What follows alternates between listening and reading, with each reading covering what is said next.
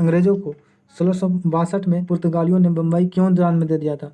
तो बम्बई को क्यों दान में दे दिया था? दहेज में, कर में, व्यापार में, इनमें से कोई नहीं। तो किसके कारण दे दिया था? तो ऑप्शन नंबर हो जाएगा, ऑप्शन हो जाएगा ए, ठीक है ना। दहेज में पुर्तगालियों को दे दिया था, ठीक है। पुर्तगालियों ने दे दिया था किसको? अंग्रेज को। उसके बाद है, अंग्रेज को सुनहरा फरमान किस राज्य से प्राप्त हुआ था? बंगाल से, अवध से, गोलकुंडा से या बिदर से? तो किस राज्य से प्राप्त हुआ था? किस राज्य से प्राप्त हुआ था? तो ऑप्शन नंबर सी, गोलकुंडा के शासक ने सुनहरा फरमान अंग्रेजों को दे दिया था।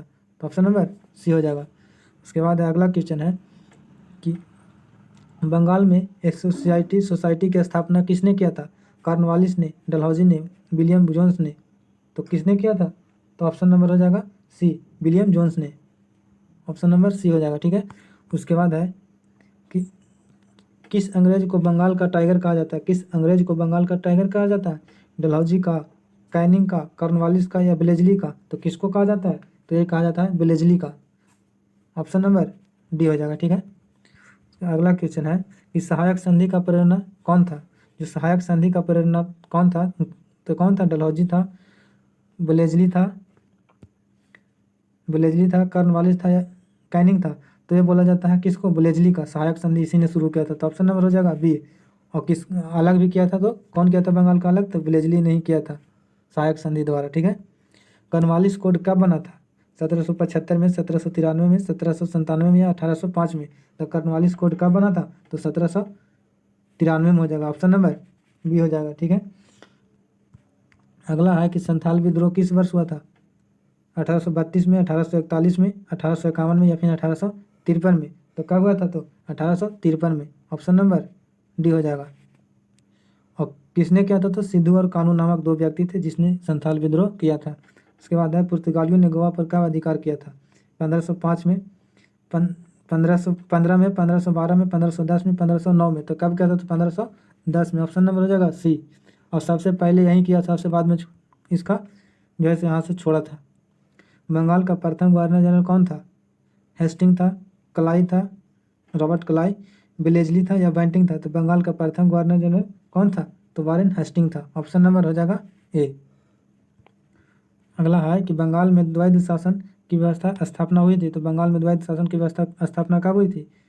कैनिंग के समय, वारेन हेस्टिंग के समय, क्लाई के समय या उपरोक्त में से कोई नहीं? तो द्वैध शासन के समय मतलब कब हुआ था? तो ये हुआ था किसके समय में? तो हो जाएगा सी, रॉबर्ट क्लाई के समय में, ठीक है। अगला है कि बंगाल और बिहार में अस्थायी बंदोबस्त का शुरू का श्रेय किसे दिया जाता है? जो बंगाल में और बिहार में जो अस्थायी बंदोबस्त है वो किसने शुरू किया था? तो कॉर्नवालिस ने, ब्लेजली ने, रिपन ने, डलहौजी ने? तो किसने किया था? तो अस्थायी बंदोबस्त का जनक किसको कहा जाता है? तो अस्थायी बंदोबस्त का जनक जो है से कॉर्नवालिस को कहा जाता है। ऑप्शन नंबर ये हो जाएगा। उसके बाद है कि कलकत्ता में सर्वोच्च न्यायालय की स्थापना कब हुआ था? 1785 में, 1783 में, 1771 में या 1757 में? तो कलकत्ता में जो सर्वोच्च न्यायालय का स्थापना हुआ था वो कब हुआ था? तो ऑप्शन नंबर बी हो जाएगा, 1773 में, ठीक है। अगला है कि अस्थायी बंदोबस्त का जनक किसे कहा जाता है?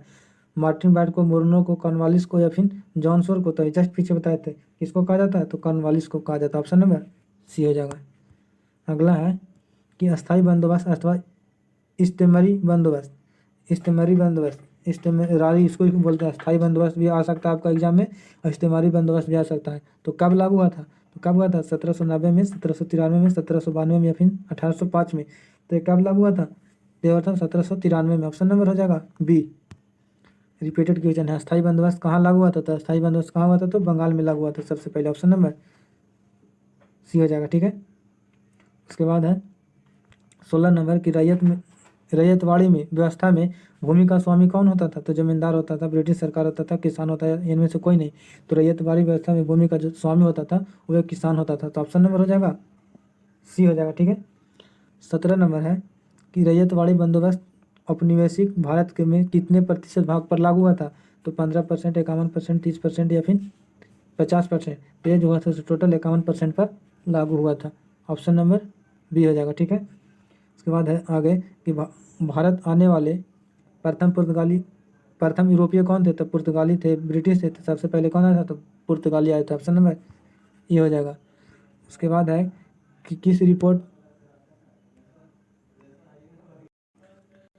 अगला है कि किस रिपोर्ट का संबंध ईस्ट इंडिया कंपनी के क्रियाकलापों से था? 11वीं का, 21वीं का या 5वीं, इनमें से कोई नहीं। तो किस रिपोर्ट का संबंध जो था ईस्ट इंडिया कंपनी के था?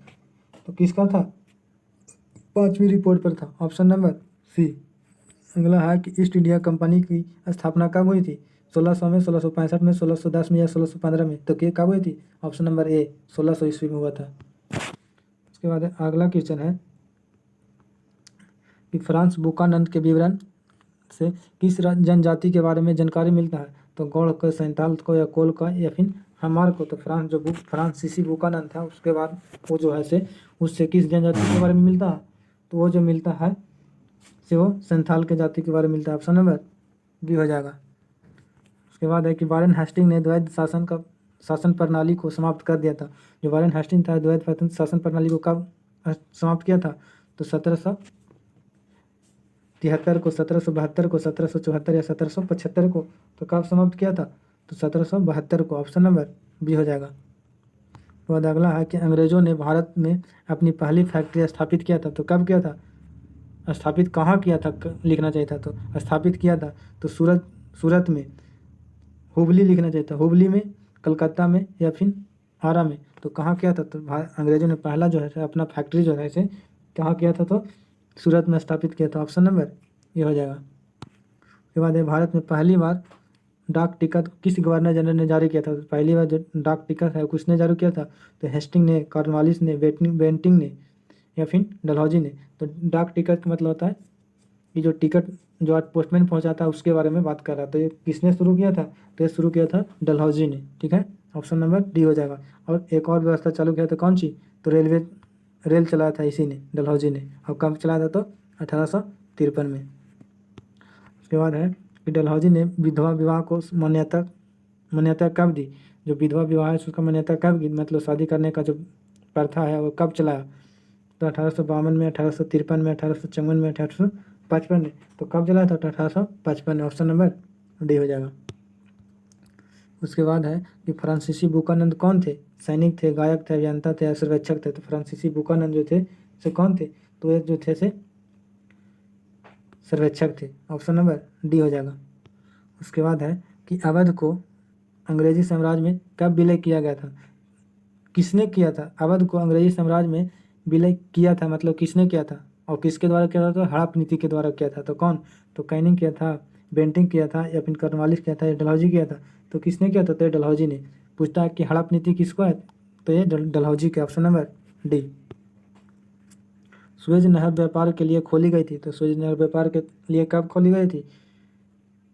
1868 में, 1869 में, 1870 में, 1871 में? तो कब खोले गए थे? तो 1869 में, ऑप्शन नंबर बी हो जाएगा। उसके बाद है 29 में कि दामिनी को क्या चीज था? भूभाग था, उपाधि था, तलवार था या इनमें से कोई नहीं?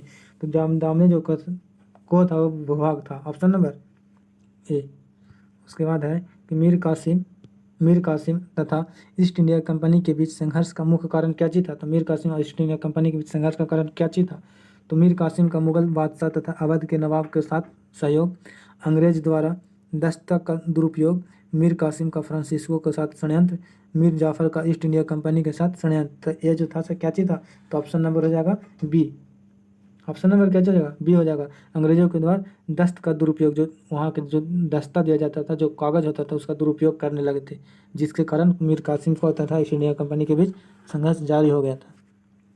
तो बाद है मुंडा विद्रोह का नेता कौन था? तो मुंडा विद्रोह किसने किया था? तो बिरसा मुंडा ने, Birsa Munda, option number C हो जाएगा। उसके बाद है ढक्कन दंगा आयोग कब गठित किया गया था? तो ढक्का दंगा आयोग कब हुआ था?